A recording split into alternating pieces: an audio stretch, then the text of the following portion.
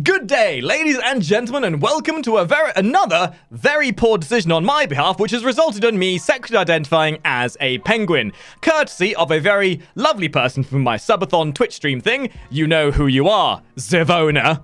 Welcome to a new series where we are going to take a look at how you can go from a brand spanking new Master Rank 1 player who has no idea what a mod even is, to a person who can instantly identify modding patterns and understand the way to mod a frame efficiently without needing a guide. I think this video is going to put me out of my own job. No, actually, that's the point. I'm going to put myself out of the job with this video. Don't watch this video. We're going to do a video on how to watch paint dry. Yeah. So basically the equivalent of playing Grendel. Now, Warframe is a tough cookie to crack when it comes to getting past the initial learning curve, especially with modding. With so many numbers and ratios and percentages that make absolutely no sense whatsoever, I'm led to believe most people in the early stage will have this modding fear, where they won't know their status chances from their crit chances and their viral damages from their gas damages. So in this video, we're not going to be giving you builds or any of those sort of semantics. We're going to be going over the processes and pipeline you'll need to take to be good at modding yourself. So rather than just showing you the builds and telling you what to think, we're teaching you how to think and how to process the different numbers and things of that nature, so you can begin understanding and correlating your own builds rather than relying on other people's ideology and build semantics that you then take as an example of your own and then have no ingenuity or intuitiveness of your own into them. Because, you know, Warframe is about that exploration and personal journey rather than reimagining somebody else's journey. Anyway, that got a bit ranty, didn't it? So we're going to get in and talk about this sort of stuff now. And as always with these kind of videos, and I really shouldn't have to mention it after that last little spiel, use your initiative. Experiment. This guide is merely here to help give some guidance as to how you can get to your end goals. It's not a hard-written path you must follow. The joy of Warframe is there is no correct path in anything, so use this guide as inspiration and carve your own path with the inspiration you get from it. So, for this video, we are going to take Rhino as our little guinea pig, as he is one of the earliest frames that a player will likely craft, and also boasts one of the most variable modding paths for early game frames, so for our little example, it'd be one of the best choices. And with his versatility, this will help us look at how modding truly works on a frame. So right off the bat, we want to just have the fundamental approach to what we're looking at. Your frame has several stats shown in the top left. When figuring out what stats you want to put into a frame, you have to take into consideration the kind of abilities the frame has. For example, with our guinea pig Rhino here, he has Iron Skin, which relies on power, strength, and armor to dictate its potency. So because of that, if I wanted to focus more on that sort of ability and playstyle, I'd be focusing on power, strength, and armor to make it more efficient. It may seem a bit of an obvious statement, but this is how you begin your pipeline. You begin with what is most obvious and you build up from it. But as with any frame, they all have a range of different abilities that will tailor from different stats. And with a frame like Rhino, who has such a versatile range of different playstyles, you're going to be looking at different ways of modding, and in most cases, it's always worth focusing on one element first. For example, Rhino has the ability called Stomp. Stomp is a very heavy crowd control ability that bases its stun duration off of ability duration and the distance it affects off of ability range. So depending on what you want to focus on will depend how you begin your modding. So here's the thing that a lot of players will often get confused on in the first stages of modding. It's just to try and slap on any mod and hope for the best. Now initially, that's great. Something is often better than nothing, and it gives your pipeline something to base itself on. That way you can build up from it and learn and improve. But the best way of actually beginning a pipeline of learning how to mod is by focusing on one element to start with. So when basing your pipeline of modding from a new player's perspective, you'll choose an ability just to make life simpler. Modding shouldn't be something that overcomplicates itself for you. So if you can simplify the process, you should. Choosing one ability to focus on will help that process. So let's say, for example, we choose Iron Skin. We're going to slap some power strength on, we're going to put some armor on to make it more potent, and in turn, we'll notice that we get some potency from our other abilities as well. Now, every frame in this game has a playstyle, or if you're a frame like Rhino or Sarin, they could have several. So the first step to modding proficient is to choose the playstyle you want to focus on. Often going for hybrid builds in the early stage or just slapdash builds will result in abilities being lackluster or not performing to their fullest. So the mentality we're trying to get across here is focusing on one ability and playstyle to simplify the entire process. It's worth to focus on one ability and playstyle to get the most efficiency out of it, if you catch my drift. You can always make different configurations and different playstyles as you start learning. This then offers up versatility you'll need for different requirements. So now we're going to do the demonstration as to how you would go through your process of modding from a new player's perspective through the pipeline of becoming more proficient to an intermediate to a professional level of modding standards within Warframe. And here we have our lovely little test subject, Rhino. Now, I'm going to do this in a bit of a free-form manner because I believe if I did this scripted, it might sound a bit too clinical and, just be a bit unprofessional in my eyes. So, here we have our default Rhino. This is what all people who pick up Rhino from the first hand will find. To begin the process of modding, we have to simplify things. You'll find that there'll be mods all over the place with weird wording in them and weird wordage and weird stats in them. When you're new, all that matters is the baseline numbers. You want to increase these numbers in any way, shape, or form possible. So from the most beginner's perspective, you want more stuff. So you'll start with things like health mods, you'll start with power mods. And one of the best things you can do in the early stage is to survive. So when we want to survive, we want health. Health allows us to stay alive better, and with a frame like Rhino, we're going to benefit from that sort of survivability because he has a lot of emphasis towards survivability in the first place. So usually my best suggestion for the early stage of survivability are things like Vitality and Steel Fiber. And the great thing about all these baseline mods that we're looking at from a beginner's perspective are mods you obtain quite readily just by the process of doing regular missions. There's nothing complex to them, they're very straightforward, and they're very obvious as to what they do. So again, simplicity is key for a new player.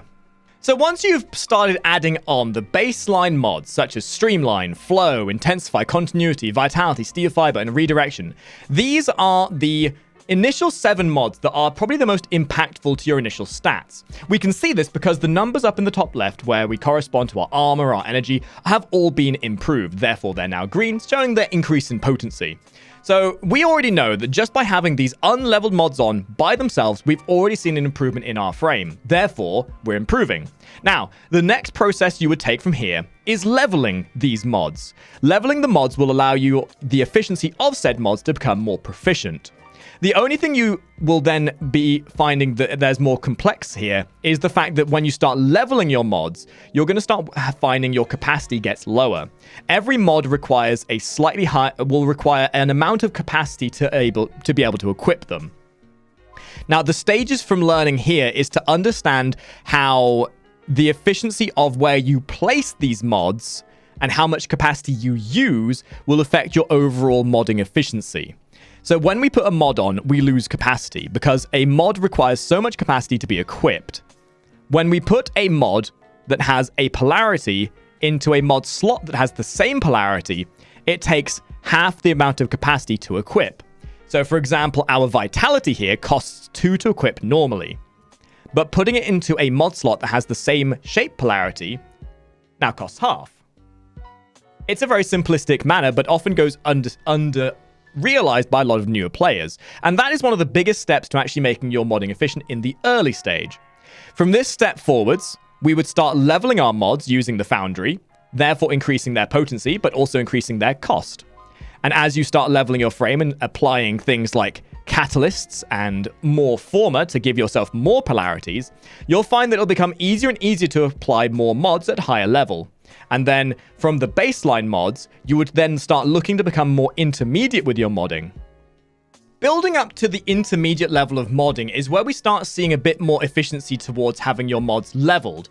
And at the intermediate stage is where you start looking at the improvement of overall efficiency through things like your aura mod. Now, every frame has an aura slot. This aura slot is probably one of the more interesting things to try and understand, because an aura slot will not only increase the overall capacity you have when you equip a mod that is in the same polarity, but it also then affects the way your frame plays as well. And the thing to realize with the aura slot is that it's all down to personal preference. There's no real correct choice. But obviously having an aura slot that fits the correct polarity can definitely be of great benefit here. This is probably where a lot of players will be within their first maybe 48 to maybe weeks worth of playtime. And it's honestly one of the places where most people find complexity starting to get above and beyond where they might be able to understand. But this is a stage to be at where things will start becoming a lot clearer to you. This is where you'll be when you start understanding how your abilities will be affected and where you start specializing into one specific ability.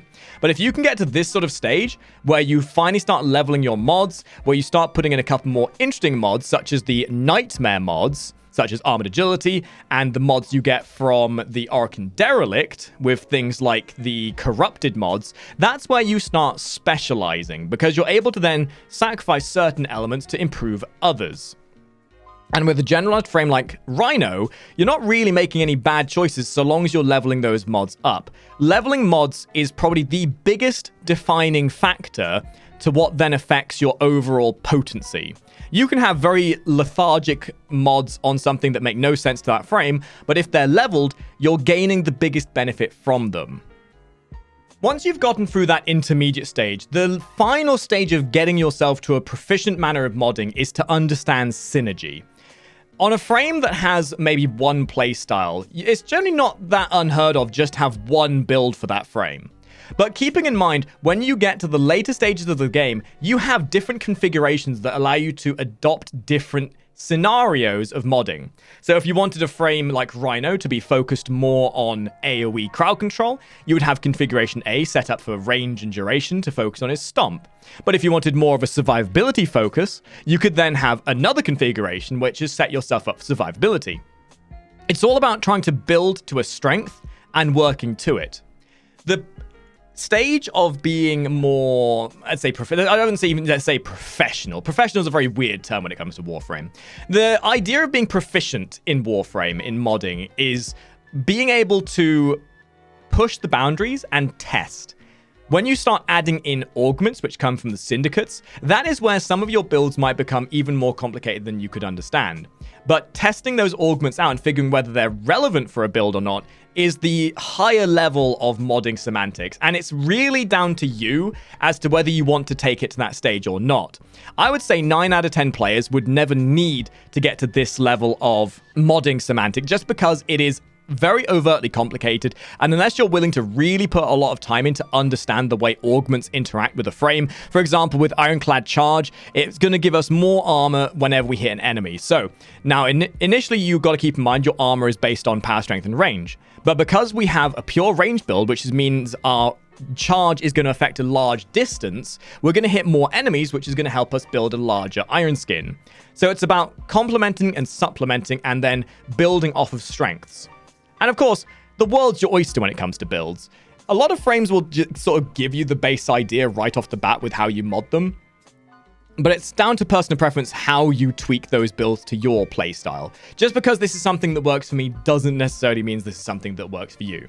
As I mentioned, this entire process of going from a beginner modder to an endgame modder is just to show you and reveal the ideology behind how you learn modding. We're not trying to show you the defined way of building. Otherwise, you kind of lose any incentive to actually learn yourself. Anyway, you get the idea. So that's the general pipeline of going from beginner to professional modder, if you catch my drift.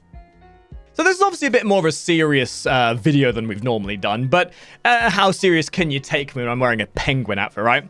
Realistically, the mentality is how to play to a frame's strength. Modding doesn't need to be complicated unless you make it. So if you want the TLDR of this entire video, when it comes to learning modding, focus on one ability, focus on leveling your mods, focus on polarities and improving capacity efficiency, and then worry about mod synergy as the last stage. If you follow that pipeline, it'll make life much simpler for getting to that end stage of making your frames the most efficient they can be. And sometimes this pipeline does change on a frame-by-frame basis. And I'd like to know if you ever have a struggle with these sorts of with other types of frames, because a frame like Rhino, he's extremely straightforward and transparent with what he does. But if you pick up a frame like, I don't know, Gauss or maybe Grendel, who aren't quite as obvious as to where their powers lie, there might be a bit more of a complexity behind the way that process of modding works.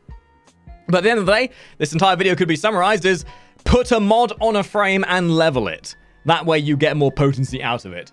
And at the end of the day, if you ever find your build is doing badly, you can fall back to making your build simpler again and trying different things. You got the simulacrum, you got low-level missions, there's infinite ways for you to test your builds to try and see what works for you. And hey, you've always got guides and stuff to help give you some guidance. We're not trying to say guides are a bad thing. They're just something you shouldn't be taking as gospel. They're sort of like incentive more than anything else. So guys, I hope this video has been somewhat helpful in terms of learning the process of modding. We're going to be doing something similar for almost every type of category of weapon and such like. I would say that this video for the frames is going to be probably the more complicated one we do. But at the very least, I do hope this helps you learn a bit more of a structured way to learn modding. And I'm going to stop rambling now. So, yeah. Thank you for watching, guys. Hopefully you've enjoyed this video. And I'll see all of you top hatters in the next Penguin Clubhouse. What's that game called? Club Penguin? Yeah. We're going to play Club Penguin, guys. Wow, this is like the most unprofessional video ever. Thanks for watching. And I'll see you in the next video. Ta-ra!